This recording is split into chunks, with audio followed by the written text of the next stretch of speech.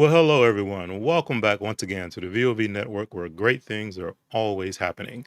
Well, it's February already in 2022, and this month at the VOV Network is all about matters of the heart. We have a very interesting topic today, kind of associated with that, but it's not about romantic matters of the heart. It actually is focused on child parent relationships. And you talk about matters of the heart. Those are the people that we live, breathe, and die for every day. So we have a special guest that's going to be joining us today. Her name is Bridgit Kinney. She's going to give us some insights, some inspiration, and some ways to build better bridges for parent and teen, specifically, relationships. So stick around. Let's get into it.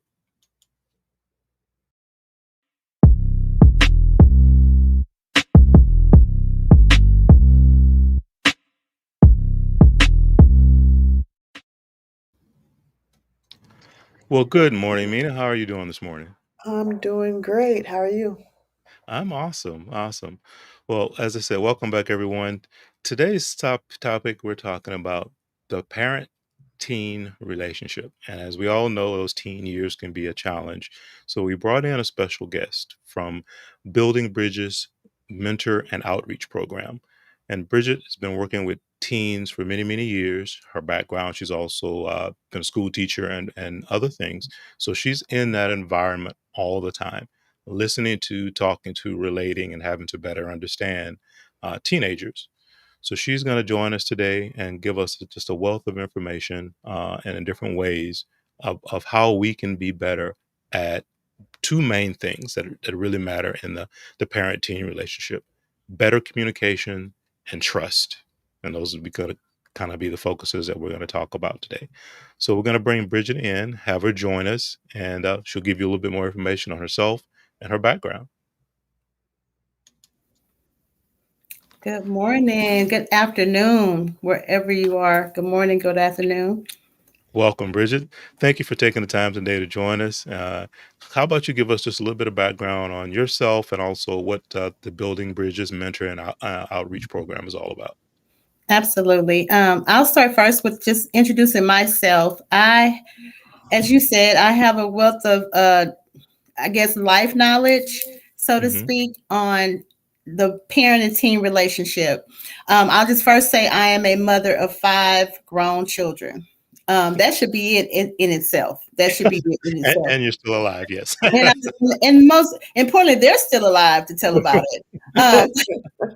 So I'm the mother of 5 grown children, the grandmother of 2 teenage, going into young adulthood, grandchildren, and so right there is a wealth of life experience and knowledge as well. I am also the founder and director of Building Bridges Mentor and Outreach Program, and what that is a program focused on empowerment, educational resources, outreach services for at-risk teens and children, as well as families that live beyond that poverty line. And so under that Building Bridges Outreach Program, we also have one of our first programs we started was the Be Beautiful Girls. Be Oh, Beautiful okay. Girls is an empowerment program for preteen girls ages 12 to 18. And the name speaks for itself. We educate those girls on just showing up as the best version of themselves and being themselves, be you. And so other than that, we are going to launch this summer in Houston the Building Bridges Outreach Program, where we encompass girls, boys, parents, and everybody in one setting. And so I am an educator. I teach special ed in the high school level. God has fixed it. So this year I am a co-teacher. So not only do I get to reteach, so to speak, I have some freedom to kind of engage with the teams on another Mm. level, on a social level, as well as an academic level. So I've also been a youth director for teen ministry at church. I've been a mental health clinician for youth. So I get to look at the teen in the whole realm of their life, not just the academic aspect, also the social aspect, the mental health aspect of their lives. So I get to look at the whole child. And that has been an awesome, awesome experience. I'll say that. Excellent, excellent. Well, thank you for joining us. And this is actually perfect because I know one of your big focuses, and you just talked about the Beautiful Girls thing that you have had going for a few years, and that I think the most important piece of that for you is the be you part, right? Just truly being you. And Mina, I know you want to maybe jump in there real quick and just kind of share. That's one of the things that VOV is all about: being your true, authentic self, right? Right. Knowing your worth and many other things. What would you want to share on that? First, I want to say thank you, Bridget. Thank you for the work that you do. We know we need that for our young girls. And to be in an area in Houston doing this, it's got to be tough. And we really appreciate it. And you actually have a comment. Breon Richardson is checking in. So just to let you know, so you got Yeah, some support out there too from your friends or family or whoever he is to you. My son. Yes. He can attest to the strong woman that we have on today and this whole BU movement. And thank you so much. I appreciate you. You're welcome. absolutely. BU is really strong because with social media, as it and I won't get into the whole thing, but as social media, as strong as the influence as it is for our teens and children now, I hear, it's just very important for them to continue to, be themselves. Right. Got a couple other people checking in. Hit him, Brian, so she can see and know that Yeah, she has this I yeah, support. see absolutely. them. I see Yeah, them. yeah. Okay. Oh So, my God. welcome for those of you who have joined the session and watching us live. We greatly appreciate it. Bridget, you ready to get into the topic a little bit deeper, or how do you want to? What Yeah, do you want to let's do that? let's get into. I just first want to say, as I said before, I've engaged with teens in all capacity, and just one thing is for certain: I never stop learning from them. I never stop learning from them, and so in my own observation and polling some of my girls, my mentees, I narrowed it down to 7 things. However, when I talk with these girls and other teens in my classroom, the questions and the discussion just kept rolling. And it went into a venting session actually, about what teens want to talk with their parents about. And so I had to say, okay, I have enough because I couldn't narrow it down. It was so hard to narrow it down to 7. So I have narrowed it down. We think teens don't want to talk because they go in their room and close the door. How was school? It was Right. okay, and then they just close the door. And so sometimes as parents, that's where we stop at the door closing. But they really do want to talk, and I didn't know that until I heard all these conversations coming at me about what they want to talk to their parents about. So even if they go in and close the door, go right behind them, open that door and go right behind them. Give them a minute, but go right behind them and open that door. As a parent, that's all right. If you have a door in your room, that's your right to open it up. And so I have narrowed it down to 7, so we can get right into it. I Awesome. want to say, Bridget, I like how you said if they have a door. Because Because in the sometimes they don't have a door No, anymore. because sometimes, kids will, teenagers especially, would get too so ornery that the parent would take the door off the hinge, back in the day. And now we're so tired. I don't even know if we have the energy to do that. And the way doors are Right. made now, I don't know if Yeah. we have the energy to take a door off the hinge. But, if you have a door still in your house and your teenager has a door, open that door up. Open that door up and open up conversation with them. Yeah. So we can Yeah. go right into number 1. Very good. Well, let me bring in the presentation. We'll share that, and we'll get going. 7 things teens need parents to know. And as I said, the list went on and on and on, and I kind of captured a lot of those um, um, questions that they had and discussions they wanted to, because I want to check in with those teens some more and see how they're doing, and how we can initiate conversation with the parent, just on their behalf. So the first one is, we can go ahead with the first one. Okay. Being a teenager is hard. Don't minimize my feelings. I just want to say a lot of teenagers, this goes for a lot of teenagers, and especially during this COVID-19 new normal Mm. world we're in. Um, Sometimes our teenagers come to us with problems, situations, and we think it's a phase. We think, okay, well, that's today. Tomorrow you'll feel different. But what I've heard from some of the teenagers are, they do battle depression. They do get, they get overwhelmed. Socially, they do feel awkward. And so as a parent, we need to take thought that, okay, this could be real. Okay, I'm going through depression as an adult. I could be going through depression because I lost money, I lost a job, things are going wrong. I can't make these ends meet. But teenagers also have the same, to them, it's the same level of of issues. And sometimes we can get into the habit of saying, well, I think that's a phase they're going through. I think that's just something they're going through today. Tomorrow it'll be different. She like him today. Tomorrow she might hate him. She hate him today. Tomorrow she may like him. The grades are bad today. Tomorrow she'll feel better if she gets some more sleep. If she doesn't do this, if she doesn't do that, if he doesn't do this, he'll feel better. And so what I've heard from the teenagers that don't minimize that feeling. Those feelings are very valid. Don't blow it off. Don't call it a phase. Validate their feelings. In a way that is comfortable for both of you. Would that be kind of like acknowledging it verbally, acknowledging, saying, "Hey, I understand you're feeling whatever it is," giving them that feedback so they know, okay, she or he understands, and then going on with, okay, so what can we do? Is there anything we can do? What do Yeah. you want? What can I do for you? Yeah, I think that's one of the things that when we talk about just building that bridge of, as you said, the trust and confidence is really taking to heart what they're expressing and don't minimize it. I think goes a long way in Yeah. increasing the trust factor that you have with the teenager too. Mhm. Exactly. I know that from a teacher standpoint, where I am now, I've been able to engage with some of the teenagers on a personal level, not personal in my, but just them coming to me because I don't have that. I'm not instructing, so to speak, in the classroom. So when there is, I can see and I can notice when some teenagers are kind of off that day, and so I may just initiate like, "You okay?" And then they say, yeah, and then I just go back to my seat. But later on, they'll come and tell me some things and what's going on, whether it be at school or at home. And the first thing I say is, I understand.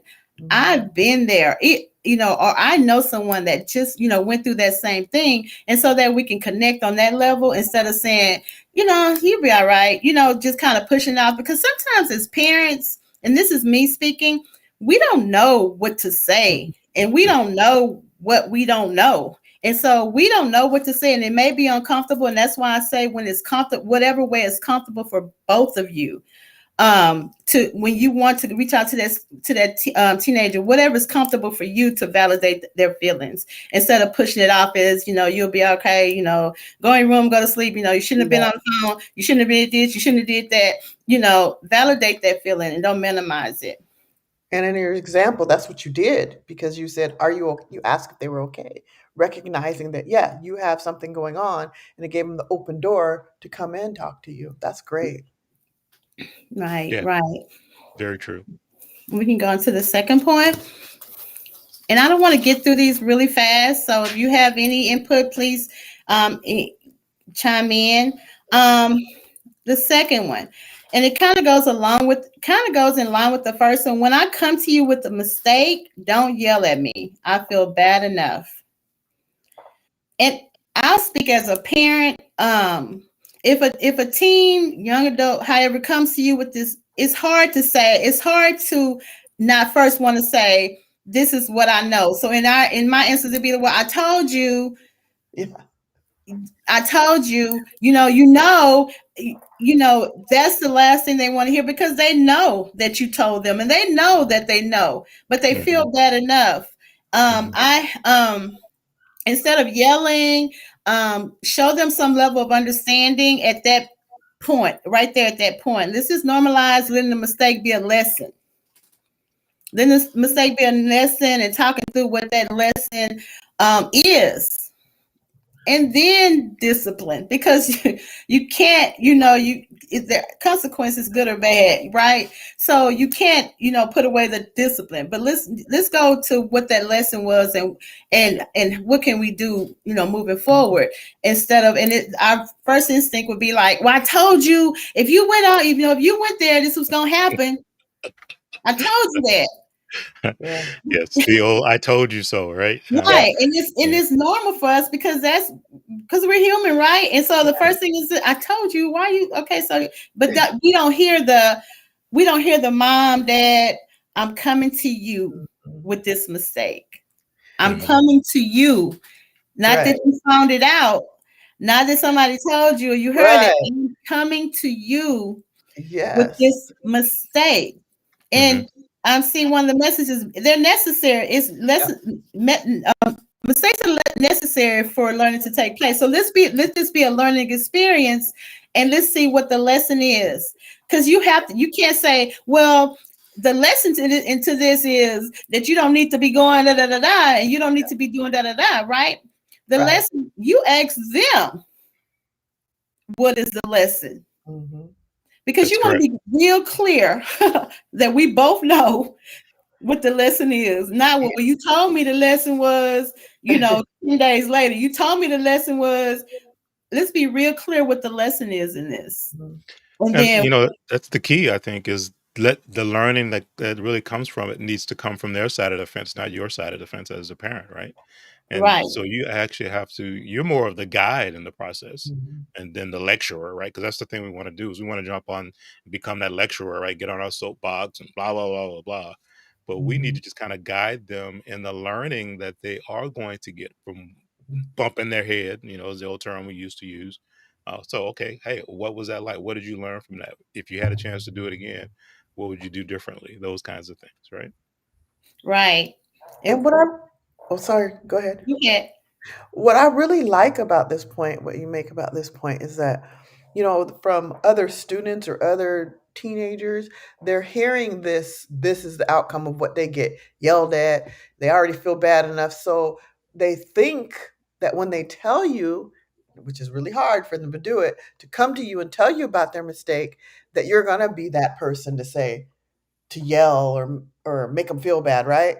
So when you do be that accepting person that says, "Okay, you this happened. What are we gonna do? What was your what was your learning experience from this? What happened?" And they're shocked, they're surprised, but it opens the door for them to do it more in the future. Okay, I made a mistake, but I can trust my mom or my dad or my friend or whoever it is to be there for them. So yeah. Mhm. and I just want to first, I want to make a disclaimer. I learned this as years went on. I have a couple of children on here right now. They may go back in memory and say, well, that's not what you did. I remember, right? That's not how I remember it going. However, hindsight is very much 2020. Yes, And yes. and so this is what I learned throughout the years. I'm hoping that I Yeah. did portray some of these steps, but if I did not, I learned them over the years, and now Please. that I can teach and do the same things with my grandchildren, and teach my children how to be effective parents to their teenagers. Right. Absolutely. And And so at school, and even in my organization with my girls, whenever something has happened, they tend to not want to tell me what happened. Mhm. And all I need is a couple of words, and I already have created the situation. I already know what happened.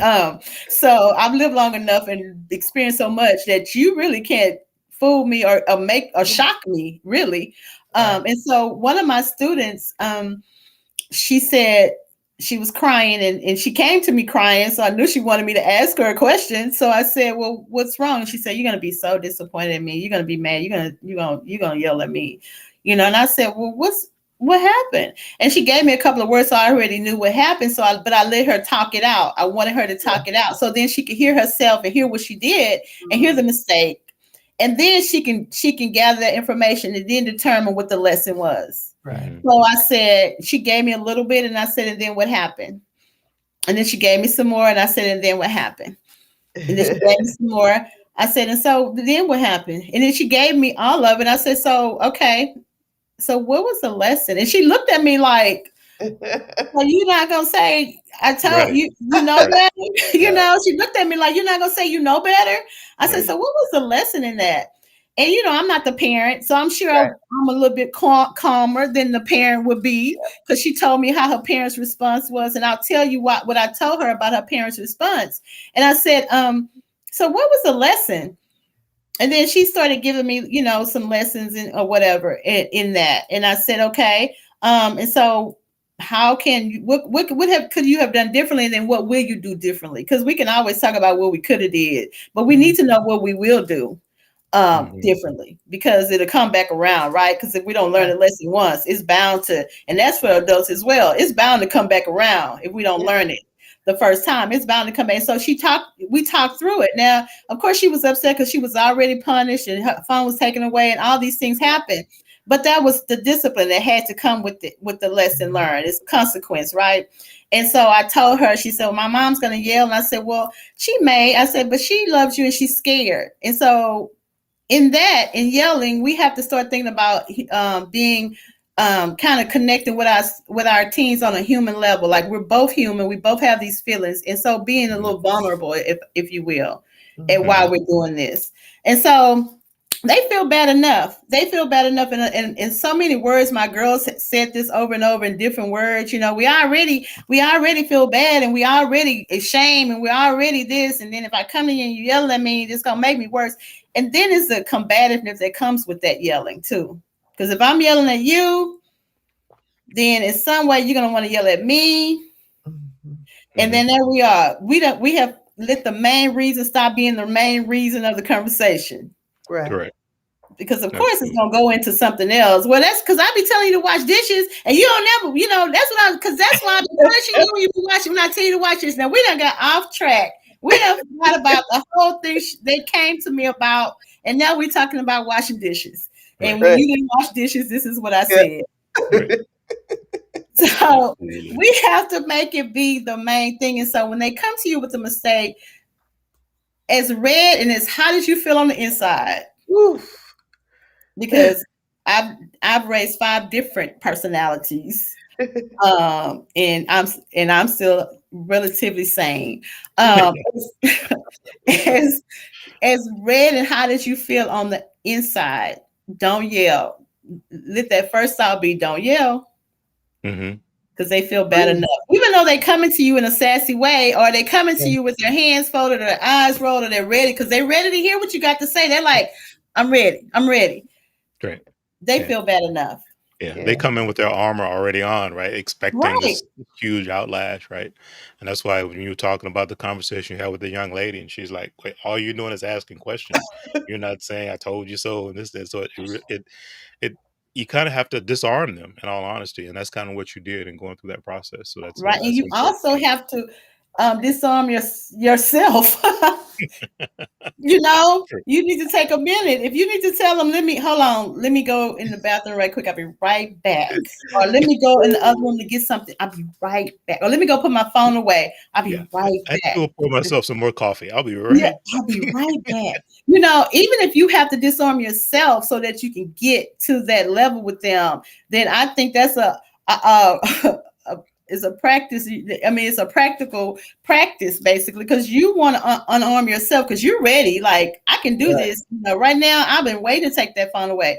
That goes to the next one. But you have to unarm yourself as well, just so they can see. Because she was like, "You're not supposed to tell me everything that I should have been doing," or "You're not." But I wanted her to walk through that on her own, because this is her journey, his journey. I want him to walk through that on his own so he can remember, and then tell me the lesson so that he won't have to, or she won't have to repeat that lesson again. And she told me, I didn't tell her. So it wasn't my lesson that you was trying to learn. It was your Mhm. own. Right. So Absolutely. number 3, All right. man, now this is not going to go well with teenagers. I can tell you that right now. Yeah. This may not go well with your teenager at all. And don't say Miss Kinney told you. I will say this. I will say this, and hearing the girls vent, and then hearing what they're in the and even my boy students what they're venting about, that electronic has a lot to do with it. That electronic has a lot to do with it. Now, especially when you notice some unfamiliar actions with your teens or some weird behavior or any behavior that is not the norm, Hmm. take the electronic away. And I say that because um, some teenagers have this thing about pride and they develop it socially through social media. That is like a big hit with teenagers right now, social media. And when they're in a space where they're depressed or they're acting, like just the behavior is kind of off and you're noticing they're answering back in a different way, and they left the house one way, they came home another way, especially if they came home another way. Take the electronic away. And I'm talking about all of it. I'm talking about even the games. The reason why is, and they will be so mad about this, Yes, they but will. they need a quiet space in their head. Correct. They need a quiet, and they may not, and they don't know it. I'm not gonna say may not know it. They don't know it. They Hmm. fill themselves up with all these things that happen. I have seen fights with teenagers, arguments with teenagers, arguments with each other at 7:30 in the morning. Like, Hmm. why are you so mad with another person at 7:30 in the 7:30 in the morning? morning. Like, what did y'all talk about before 7:30? Social media. Hmm. Social media. That night, that morning. So they've already had developed a behavior or this on guard presentation that they're gonna, when they get to school, this is what I'm gonna do, Yeah. hence the fights. Right. But when you see that behavior, when you see those different actions after, when they come home or that day, take that electronic away. Take those electronics away. And not as a punishment, and you can communicate it the way you see fit for your child, for your teenager, but just to let them have a quiet space. This is not a punishment. I just want you to have some quiet in your head. In your head. Yeah. Because we have teens that use the phone all day long in the class, and they're not texting. They're texting each other, but they're on social media constantly. Social media Hmm. constantly. Social media. Hmm. All of them. I don't know Hmm. what I'm old school, so I only do Facebook and Instagram. But whatever else they're on, they're doing that constantly. So that is very effective in just in their thought process about not just about other people, but about themselves. It is. It is. And there's so much, especially with Instagram. I mean, all of the social media out there. That's where they're looking for their validation and their self esteem and many other things. Instead of looking for it more internal, right? And what's truly between the ears, and that's what you're saying is giving them an opportunity to refocus on self, right? Right. Without all of that stimulus coming from Lord knows where, and from people that you really don't even know. Maybe they just know your persona that you have, or your Instagram name kind of thing, and that's all that they know about you. Yeah. So yeah, it can be very detrimental to just your mental state. And as you said, they come in first thing in the morning already wound up because they've had Ready. this interaction going, Ready. overnight or first thing in the morning on social media. And again, we can't knock social media totally because we're on No, it right now. 'cause we use it. Uh, there are certain Right. parts of it that you do have to be careful about what you consume or how much you consume. And we have a video specifically talking about that. Be careful what you consume because Mhm. that's what you can become. And just be very, very aware of that. So And Definitely. let's face it, when it comes to adults, when we're in a bad mood or we're having a bad day or something's happened with us and we're on social media, we know we see enough negativity to even make us feel even worse. There are times when I'll be like, okay, social media down. The same way we're saying for the teens, like you got to put that separation between you and social media, sometimes even TV. I might even go and find something funny intentionally, some comedy to watch because I'm already there. I don't need more. And I can imagine how teens because as an adult where I've experienced so much more, it's hard for me sometimes. So I could see how that could be valid. Right. And they don't know enough to say, well, you know what, I need to put my, and we can, right? We have that experience. I could put my phone down because that's Right. okay, that's enough for today. Right. That's enough for today. But they don't have that judgment. So we as parents have to say, hey, and so in the schools, in the classroom, we put it up just so they can focus. It's very distracting. Everything is very distracting on the phone. So put it away so you can focus. But at home, we need to put it away so they can focus on themselves. What are they feeling? They don't know how to do that. We have to make that judgment for them. Put it away, and they're gonna be so mad. They're gonna throw tantrums. You're just trying to, not let me talk to my friends. You're just trying. Yeah, I am. I need right now. I need you to breathe. I need you to take that phone away. And I will say none of my teens told me this because I know they're going to say, well, I didn't tell you that. But it is very healthy. Emotionally, socially, it's very healthy to be in a space where you just can't hear anything. You can't see anything. I'm speaking from an adult standpoint. It is very healthy where you can just take all those things, and they won't do that, so we have to do it for them. Absolutely. And like I said, they're gonna have a tantrum at first. Let that be my end talk. They have a tantrum at first. And I mean, what else they're gonna do? They can't do anything else. And so let them have the tantrum. But they'll thank you later. They will thank you later. Absolutely. Number 4.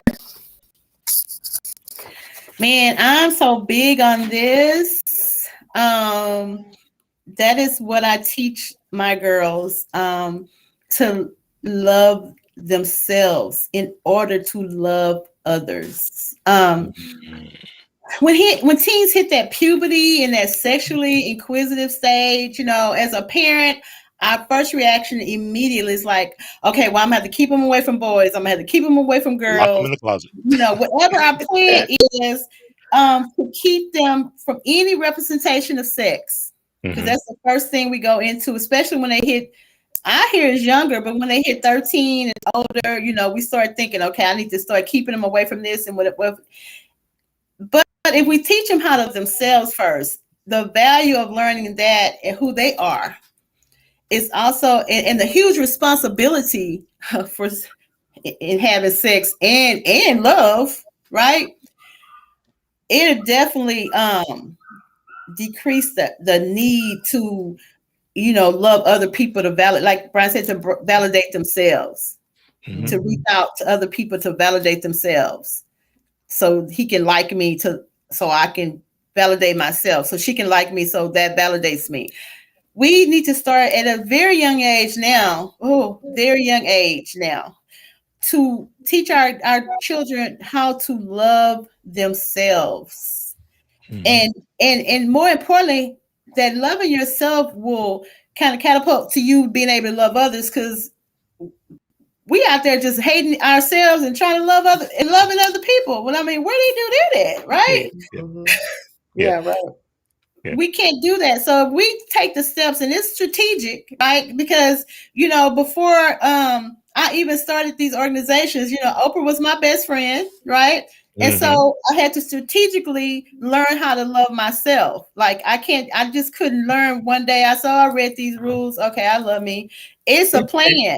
It's a plan that we have to. And just think, if we teach our young ladies and young men too, because sometimes we put it all on the young women to learn how to love themselves, and not that many, it's a small percentage are out there showing men, young boys, how to love themselves too. So if we take the initiative to teach them at a young age how to love themselves, how to value themselves, how to take care of themselves, not how to dress yourself, not so the boy look or the girl look or the people on social media, oh, she know how to dress, he know how to do this, so that you can love yourself, and then you will learn how to love others, and that takes a long time. So by the time you learn how to love yourself, then you'll be at the age, right? And you'll know how to love others, right? I want to jump in there, because that's one thing that we harp a lot about here on the VOV network is talking about self-care, which is all Mhm. part of that whole thing, right? Caring for self, respecting yourself, showing love and appreciation, Mhm. self development for yourself, continued growth, and all of that is important. Mhm. And we have a video specifically talking about self care, why it's Mhm. important.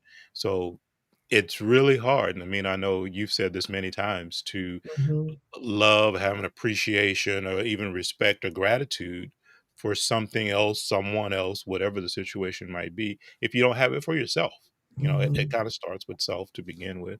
So, Bridget, this I think is one of the key things to laying a foundation, especially at, like you said, young girls and young boys who need both, because you build on this for the rest of your life. Mhm. So The it rest is of it their is life. kind of the ground floor of everything. Right. But I don't think we ever really see, I really like this, Bridget, because I don't think we ever we're talking to adults mostly when we do ours. So, yeah, it's kind of it's what do you call it? Why is the word escaping me? Oh, well, anyway, I don't know why it's escaping me, but we talk about taking care of yourself, putting yourself first, and all this stuff, but we don't ever really put the word love Mm, necessarily. Love mhm, might come up in the conversation, but it's not really, we don't really stress it. And it's mhm, really important to do that when they're young, stressing to love themselves. Yeah, I really like that. And then loving others, right? mhm, Because, but you already said it all. Right. I like. And when we've talked about this in a group session, and I say, what do you love about yourself? I Mm, mean, great it's question. hard for some girls to come up with that. Mm, mhm, And if someone said, well, you know how to do this? Oh, well, I know how to. No, what do you love about yourself? Like, and you got to look deep in that. And as a teen or as a preteen, you may not know how to do that. So then what we have to do? We have to teach them how to dive deeper into that, right? And right, all mhm, this takes time. And this is a part of your home training. It should be a part of your home training, right? right, How to right, love yourself. And so right. that takes some time. How what you love about, not what you love, what do you love about what you do? Because Mhm. as a I know, growing up as a young adult, that's what we did. Well, I do this. So I love Yeah, that I it's can all do about this. that. But Yeah. that's not who you are. That's Right. not who you are. What do Mhm, you love about yourself? Like, what is it about you, and not who you want to be? mhm. About who you are now. Right. What do you love about yourself now? And then we can build on that, and then go into what you like to be, or what Yeah. would you want to be as a person, right? Not, and so our teenagers are looking on social media, and we do too. yeah. Everybody's life is better, Yeah, right? right. Social Yeah. media. Yeah, it's a Everybody's life curated is life, right? better. Everybody's life I is perfect. mean, I have to check my post sometime, because I'm like, girl, that's not everything that's going on. But you can't put everything out there, right? Yeah. But everybody's life is better. But sometimes I have to say, okay, it's always a story behind this picture. It's always a story, and it's not your story, so you're not supposed to know it. But our teens don't get that, right? So everybody has a boyfriend, everybody but you. Everybody has getting Mhm. A's and B's, but you. Yeah. Everybody has the story, but nobody's teaching that teen how to create their own story, right? For Mhm. themselves. And so they have to love themselves, like love every bit of you, like the dirty parts, right? That you want to change. And Mhm. there are some good parts. And if we start by teaching them, we can find those good parts. And then they'll know what they have to offer. Because once they start learning to love themselves, like really know their value and their worth, like Mm, women are doing now in their 30s and 40s and 50s. Yeah. Once we start doing that now with those kids and those teenagers, then they'll look at who they're trying to love in a different light. Mhm. Okay, does that person really deserve all that I have Mhm. inside of me? mhm, Not mhm, that I'm fine, not that Yeah. I play sports. Yeah. I'm so much more than this. And they Right. can learn that. If they can learn, because I look at those video games and I don't even know how to turn it on. It's so much stuff.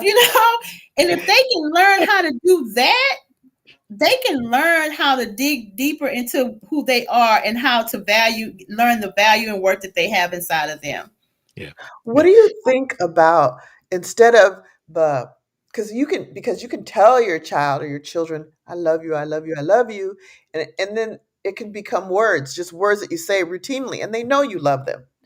But telling them what you love about them, Mhm. so they can start getting used to, oh yeah, I have this value, I'm good at this, or I'm I'm kind-hearted, or whatever it is that you love about your child, telling them that so they can get that start about what they love about themselves, because there's enough out there to beat them up all day long, every day, all day long. online, in the public. Like, I love my hair now, right?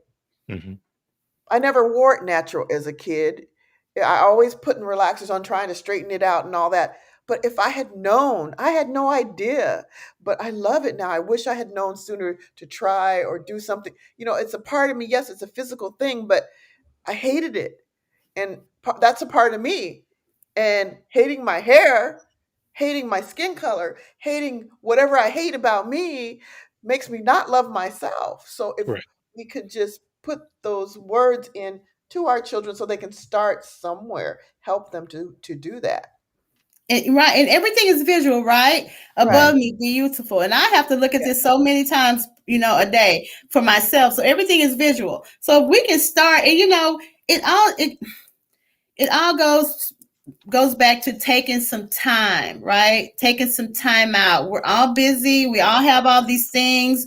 Everybody's on a schedule. The children on a schedule. We're on a Right. schedule, but we got to take time because they need this. And Yeah. it all goes back to taking some time. And if you need to make a visual, okay, this is what you love about yourself. And we're going to Yeah. go into loving them as well later on. But this is what you love about yourself. How does Right. that look? Right. Let's write how that looks. Mm. And I don't know if y'all remember a movie or a series where she had all those sticky tabs all on her mirror to Mhm. remind her of all these things. I taught my daughter how to do this. Yeah. Put the sticky tabs about all these things, who you are. And I was trying to try it at the high school, but we just didn't get it started. But get those visuals, what that Mhm. Mhm. looks like. I like the way, the color of my eyes. Okay, well, and what does that remind you of? Looking at your eyes, what do you think of when you look at yourself? What do you look at your eyes? Well, I like the way, I like that I make people laugh. Now, how does that make people feel, you think, when you make people laugh? How do you feel when you make people laugh? And Yeah. write those things down so that they Yeah. can see those things. And so Mm. I don't know what are on teenagers' walls now because I don't have a teenager, but Yeah. instead of having whatever those things are on that wall, have those things. And Right. that's intentional, right? You have to be Mhm. intentional about that. You have to Yeah. take some time and do that. And so Mhm. those things that they can see, if you have to put it on their mirror, if you have to write it for them while they're telling you, because let them participate in this and put Mhm. it in the mirror. So when they see every day, when they go get up and brush their teeth and stuff, that's what they start off with Yeah. before they probably after they open up social media, because we all know we look at social media as soon as Right we away. and open up and put one step, First thing. put out the we say our Yeah. prayer first, and then we open up social media.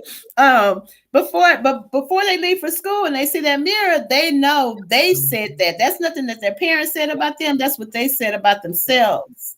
And so Mhm. make it visual for them so they can see it themselves every day, every Yeah. day. Mhm. Mhm. Yep, could not agree more.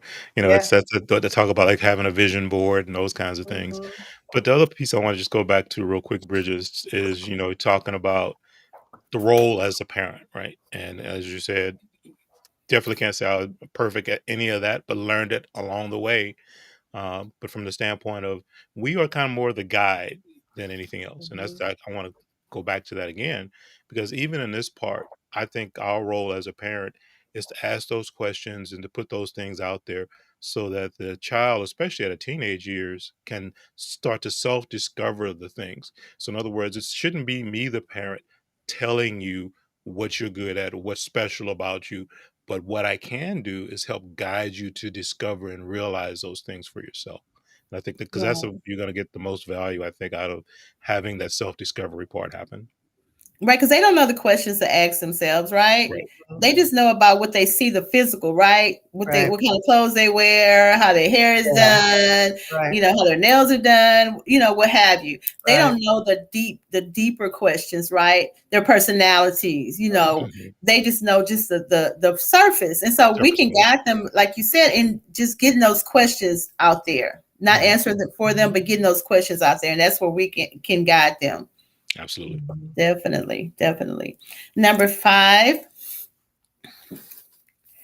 please, and this is one of my girls, and one of my students as well. Please don't compare me to my older or younger sibling.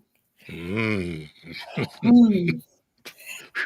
First of Landmines. all, disclaimer: we're human. But teenagers compare themselves to others daily. That's a Mhm. given. Yeah. In the classroom, on social media, I mean, even in their families, they may not say anything, but they know, okay, my brother did better than me, my sister did better than me. Oh, I know my brother or my younger brother, my younger sister, they're acting out, and I'm not like that, or I am like that. So they need the pressure off of them when they come to you or when they're at Mhm. home or by their parental guidance. They may see a negative pattern, like I said, in their siblings, or they may see a positive pattern in their siblings, and tracing their siblings. But as a parent, it's easy for us to say, "Oh, you're gonna be just like your brother," because he was doing the same thing when he started. And then I can say that, and I can say, and I'm apologizing. Right. I have done that same thing with my younger and older children. You sound just like him, and I would Yep. call his name or whatever, Yep. or her Yep. name or whatever. So it's easy for us to do it, and that's why we need that minute. We need that step away time Mhm. before we address, and that is so important right now for ourselves. When we start to think about things we need to do, we have to step away from it for a minute and kind Mhm. of think. And we need to do those same things with our teens, Mhm. because it's easy to compare them because we have that experience, right? As a parent, we have that experience with that older brother or that younger sibling, so we already see the signs, right? Mhm. So it's easy for us to say, "Oh, he was doing just the same thing you're doing. I hope you don't be like Charlie and bringing them bad grades at home," because it's easy to just come out, right? Because that's what we're Mhm. thinking. Mhm. But and this is ideal a situation, but we're on here to give out these nuggets, Mhm. right? So that they moving forward, this is what we can do. Find one great thing about that team and Mhm. explore that, and enlarge that, right? Hey, because the conversation has to happen. I know Agreed. I know your older brother was making bad grades, but you do great in spelling. Like you can spell really well. Mhm. So let's do this. Let's talk about what you like about this. How can we help? How can we help you get better in math? We know that's a weak point, but and we know your brother, we know your sister, whatever. But how can we help you find something they can do, and then expound on that. Mhm. Mhm. And then let's talk about the other issue that you're having, that your brother had or your sister had or your younger sibling had. And then if it's their brothers and sisters did something all great and you're not doing great things, let's find something great about Mhm. them and then expound on that, because it's never competition. I'm going to tell you, there are plenty. I know from just knowing people, there are plenty of people out there still in their 40s and 50s competing against their brothers and sisters, Yes, there are. Yeah. or Yeah. having that broken relationship with family members because they've always felt like they had to be better than them. Because it Mhm. not only felt like it, the parent vocalized it. Or Yep. there was So, the silent favorite that it wasn't spoke about, but the action showed it. Yeah. I Actions speak think louder than parents words need to always, right? check themselves. Yep. Check right. yourselves. Look at how you're acting with your children. And I only had one, but I have experiences that I know from my own childhood, but where there's that silent favorite and they can't do any wrong, even when they do wrong, you know? Yep. Yep. I I, want to go back to a comment real quick, Bridget, and this was from earlier, and it says, Elizabeth said, leading by example. And I want to bring that in here because what we're doing, and I'm speaking from the parent's chair here, is Mhm. when you start comparing older, younger siblings, you're placing a judgment, essentially, Right. is what you're doing. So if you are starting to place judgment on your own children, sharing, your different thoughts and comparing and that, you're teaching them a behavior because you are technically the leader in all of this, right? So if you start to use judgment as one of the things to separate, divide, show the differences between, Mhm. what do you expect that they're going to start to do as they continue to develop? Because you're Right. laying the road down for them already.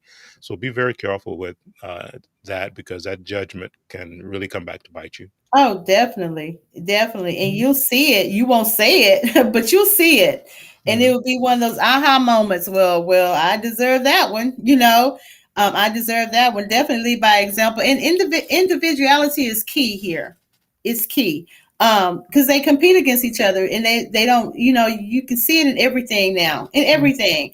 Competition was just sports at one time. Now it's in Mhm. dressing, it's in Yeah, talking, it's in everything. how many boyfriends you could get or girlfriends. I don't know what it's called. It's a number. Yeah, I mean, so I'm like, well, when did that start? Compare how many boyfriends back in my day, it was not popular. Didn't have that.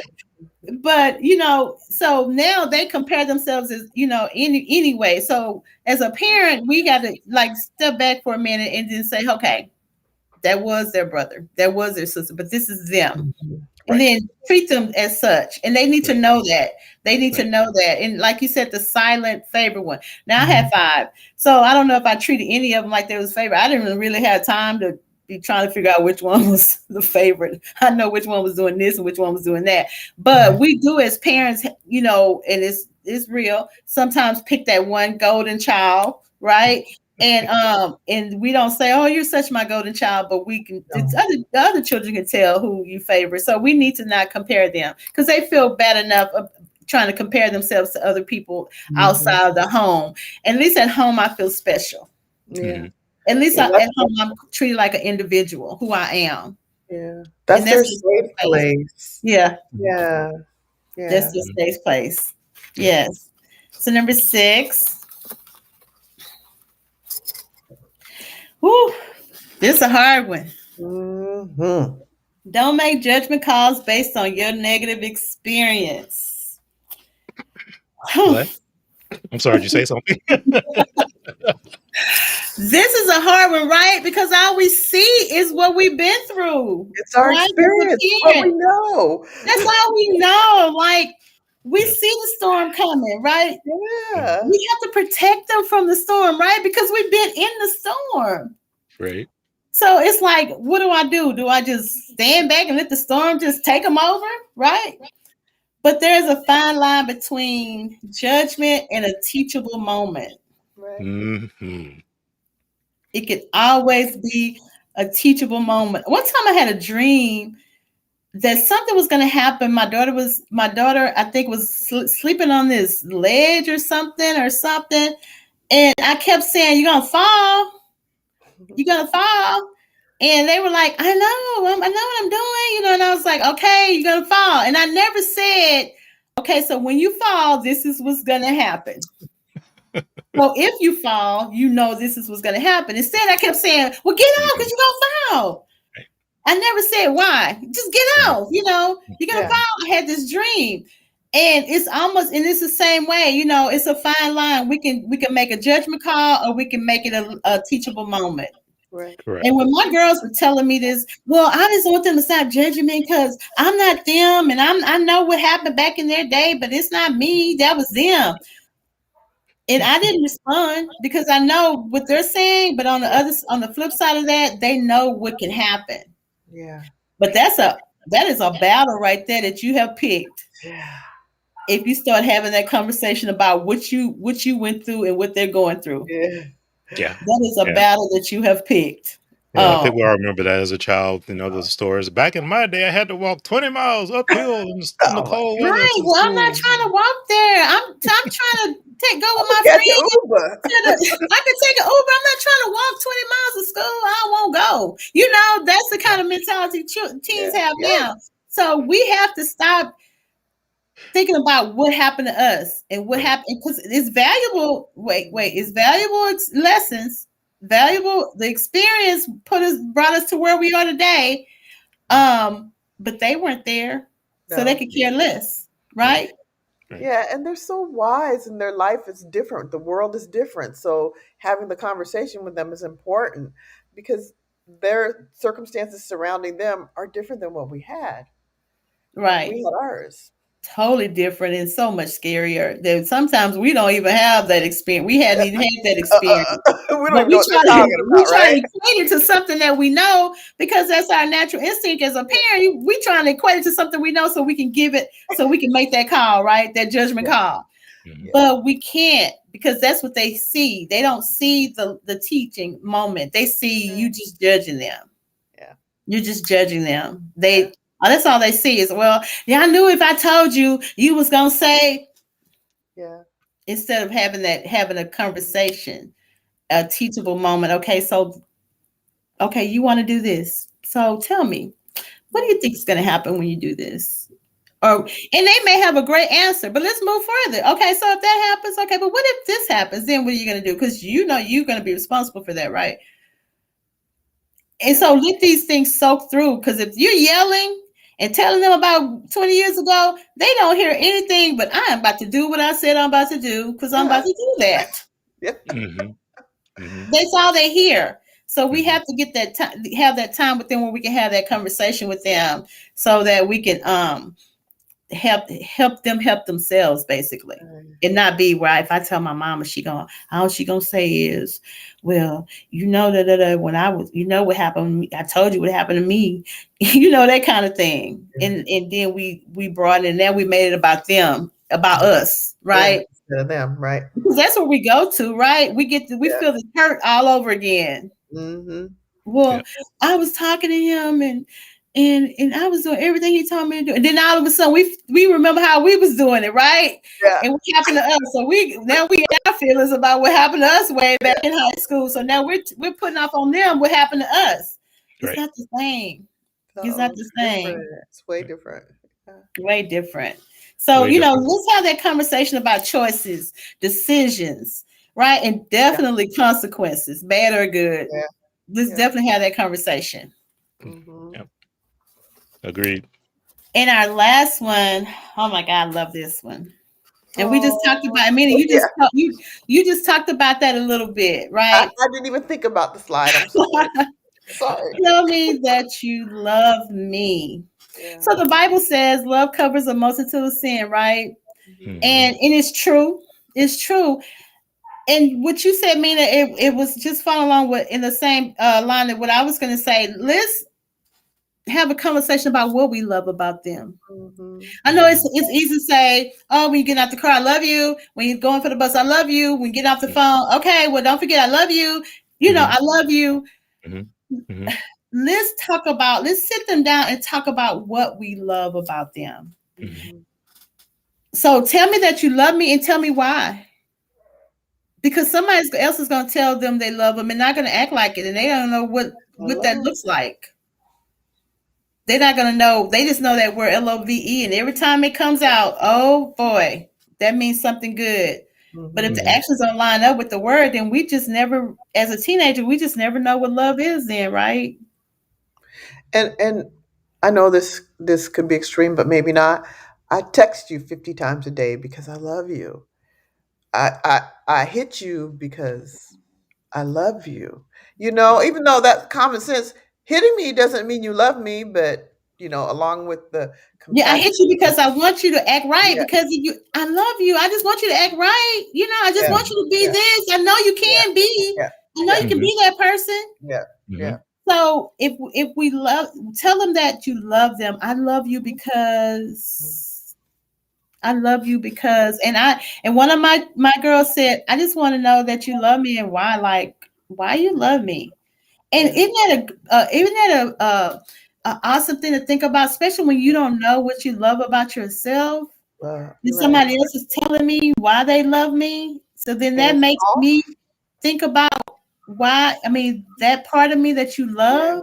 yeah, yeah, So have a conversation. Sit down. It's all intentional, right? Sit down and Mhm. have a conversation about what loves me, what loving them means to me. I right, love you because of this, and this is what it means to me, right, right? And then right. the discipline won't be so harsh to them, Or even right? when I was talking about hitting, I was talking more about domestic, like Yeah, that's what I'm someone talking who. about. Oh, okay, That's what okay, I'm okay, talking about. okay. Domestic. I'm hitting you So they because I know the know because difference. I want you to be right because I know you. Yeah. I just want us to be good. I Yeah. want us to be good Yeah. together. Mhm. I Mhm. was just trying to stop you from leaving. I wasn't Mhm. trying to hit you. Yeah. Yeah. I didn't Oh, I hit I was wasn't you. trying to trying to control hit you. you. I I wasn't didn't trying hit to you. control I you wasn't with trying to text. control you. I don't call you, I don't I call don't you know where bad you are. words. How am I verbally abusing you? I'm not calling you bad words. Yeah. And I'm when I just put telling you that how you act tracker, sometimes. and when I Right? put that tracker on your phone, I just wanted to know where you were at Because all I times to make sure care you about were you. okay. Because I care about Love. you. Right? So tell Yeah. them that Yeah. you love them. And then this is the parent's Yeah. responsibility forever. Yeah. Yeah. It does not stop at teenager. I Mm-mm. say that because I have grown children. It does not stop. Why you love them, like Hmm. what, and then tell them what loving them means to you, and that is Hmm. going to have. We're going to have to show them vulnerability. Then Yeah. Yes. Yeah. Which Yeah. isn't easy. that's what love does. It Yeah. shows vulnerability. Hmm. Absolutely. When my student was telling me all these things that were happening with her mom and how she had took all these things away, and then the last thing she said is she said my grandma said that my mama was crying, Oh. and I said, "Do you know why?" She's like, "Cause she mad at me, cause I hurt her feelings." I said, "And you know what else? She's scared, Yeah. right? Loving you probably means I'm scared. Like I'm Mm-hmm. scared of what's out there for you. If Mm-hmm. I let you go outside, I'm scared that what's out there for you if I get let you keep your phone based on your action right now. I'm Hmm. scared." And so it brought on a whole meaning to this punishment for her because her mother loves her and she's scared. Like she wants her to be her best self, but she's scared. Mm-hmm. Hmm. So we try Absolutely. to, we have to show them the vulnerability and we have to be more vulnerable enough to show them and tell them why we love them. Yeah. That's what love does. I mean, it makes us vulnerable. And so we have to, the same vulnerability we have in our personal relationships Mm-hmm. when we don't have a problem telling them why we love them and Yeah. what they mean to us and what's so good about them. Let's do the same way with our Our teenagers. teens. Yeah. Could not And agree more. that also goes into the trust too.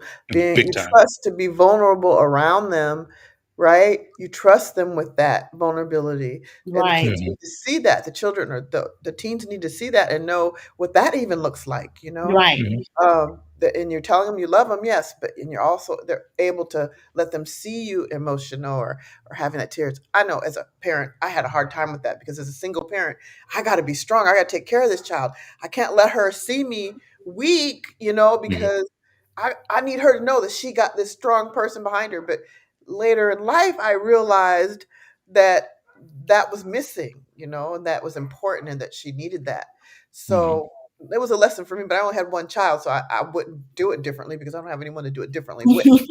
But, I can but say I don't know. I can say, and I don't know because I probably cried a lot because I cry when I'm happy and I'm sad. But just in raising my kids as a single parent, mhm. and five individuals with five individual Woo. personalities and actions and things that they were going through and having to step in on those things, Mhm. I showed a lot of vulnerability. Yeah, that's good. um, because it was just overwhelming. And I mean, my kids know me as a crier and they know when things are bothering me and they know when things are not good. And so I showed them this is hard, y'all. And, this is hard. Mhm. And so I showed them this is hard. Mhm. Let's do this because that's hard. Let's change this because this is hard for me. And I Right. didn't put it all on poor mama, but this is hard for Yeah. us to Right. do Right. this. So Right. let's do something different because this is hard. And Right. so we have to show that vulnerability. You do. We have to trust, show them that we trust them with that. And in Right. turn, they can trust us with theirs. Right. Agreed. Agreed. Yeah, very true. I think trust is the probably one of the biggest key factors in all of this, right? Mhm. Because if you want your, especially at teenage years, to really open up and to share and to be honest with you, they have to Mhm. trust that the hammer is not going to come down every time Mhm.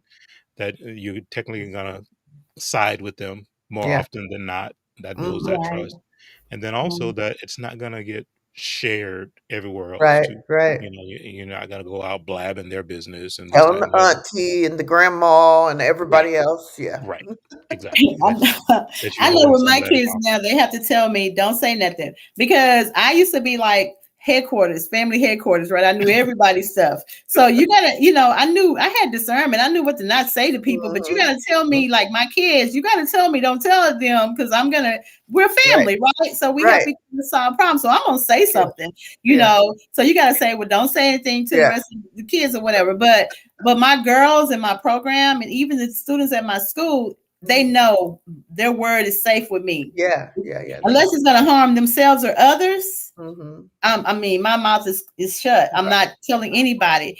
My kids, totally different because we're in a group, right, So I need them. I need somebody else to know so that someone else knew, right. and so we can help you go through this. But you have to tell me not to say anything. But out of the household, it's safe. Yeah. You don't have to worry about that outside the household. Mhm. Yeah, So, like I absolutely. said, I only had seven. Seven is a number of completion. I could have went so much further because when they were giving me so much information, I was like, we need to do a weekly check-in because there's some stuff going on. And then one of them like, we do need to do a weekly check-in. I was like, okay, I got that on my planner now. Because they had a lot of discussions they wanted to have. Yeah. So, Bridget, what are your final thoughts as we kind of wrap this up for today? Um, I will tell you, parents, that I am speaking from knowledge and experience, right? Um, so everything that I do in my organizations come from life experience as well as knowledge that I've picked up throughout the years and being an educator and a director and a clinician. The things that I noted at the beginning. But as far as our organization, you can like us on Facebook, Building Bridges Outreach, Mentor and Outreach, and also on Beautiful Girls. We're on Instagram on Beautiful Girls underscore 2018. We have created a BU curriculum that we're actually mobile now and going out into the community teaching the BU empowerment sessions. And also this summer we'll be launching myself and my family. It's a family affair. We'll be launching Building Bridges Mentor and Outreach Program with a summer back to school bash. Awesome. Thank you Awesome. so much, y'all, for letting me be on this forum and talking to these parents. I talk a lot and I believe wholeheartedly in everything that I say. So if it came from me, it's real. Right.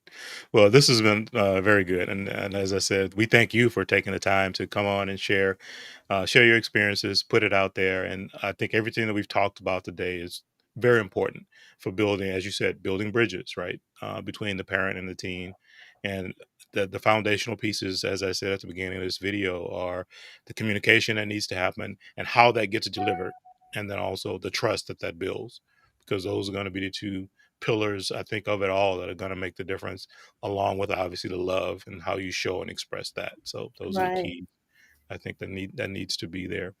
Amina, what do you want to share with Bridget before we wrap up? Bridget, this was awesome. I absolutely love this one. Sometimes you can do these lives or videos or whatever, and you might be interested in the subject, but you're weighing in and out or whatever. But this was from beginning to end, great topic, kept me engaged and interested. And I hope that we had more audience than just the people I can see here, because sometimes we do, but they don't comment or whatever, or they'll Mhm. watch later, because this is really important. And you did a wonderful job, and hope to see you come back again, give us some more information, because our teens and children are important, and we want to do the best we can for them. So thank you. Yes. Absolutely. Absolutely. Thank you so much for having me. I look forward to coming back again. Yeah. Okay, great. Well, Bridget, thank you again for joining us. We will do this again for sure. We'll find some additional topics, and as you said, new learnings to come. You're starting a new program there in Houston, which I think is going to be awesome, especially in starting to include the boys and the girls as part of it. So I think you're going to turn over some new soil, learn some new things that you can probably come back and share from those experiences as well. Well, So, I just want to say I have a Nacogdoches program as well. So I'm doing it in Nacogdoches in Houston. I don't want to forget them. I will never hear the end of it. My girls in Nacogdoches and my volunteers, I have to say a shout out to them because they are so pivotal in getting this together in Houston and in Nacogdoches. awesome. Well, amazing. Well, Bridget, thank you. We will see you soon. Thank And you. again, time very well spent and great information shared today. Thank you. Bye bye. Thank you. Well, Mina, what are your final comments and thoughts as we wrap up the session for today? This has been just a great session, and Bridget gave us really good information. And so we've all been teens at one time, and the topics that she gave us, or the points that she gave us, the talking points, would have been nice if we had them when we were, or someone to tell our parents when we were coming up as teens. So, Yeah. and after you've raised a child through being a teenager, some of these become evident, and you wish you could go back and change some of them, but it is what it is. Mhm. So I want to say that, I hope we get a lot of readers or viewers and podcast listens, and so people can learn and have this great relationship with their children. I keep saying Could not children, agree I more. mean teens. Yeah, I could not agree more with that. Yeah. So great session today. As I said, Bridget's information was on point. Definitely brought back some of those things. As you said, as a teen yourself, and then as Yeah. raising children, it kind of resonates with you. And so, yeah, Mhm. I was good at this. Wasn't so good at that. Yeah, We're not perfect, and as we talk about all the time on this channel, even though we may share some of the knowledge and experiences that we've had, doesn't mean we're experts at any of it. We're no, we're no, we're, no. we're living and learning day to day. Mhm. But I think the more things like this that we can share, put out there in the community, so that they can continue to self-develop, be better, be stronger, as Bridget says, build those bridges. I think that's going to be the value that we'll continue to bring. And with that said, if you did find value in this, what was shared today, and all the topics and different things that we talked about, please be sure to like this video and also share it. So if there are other people, or family, friends, people in your circle that you think could benefit from hearing this message, absolutely share a link to this video so they can check it out. And then over on YouTube, while you're there, be sure to click that subscribe button so that you don't miss out on any of the new episodes as they get posted, because you'll get a notification when those come out. So we look forward to seeing you then. Mina, I think that's it for today. Yeah. Until next time, everyone, take care, be safe, and aloha. Aloha.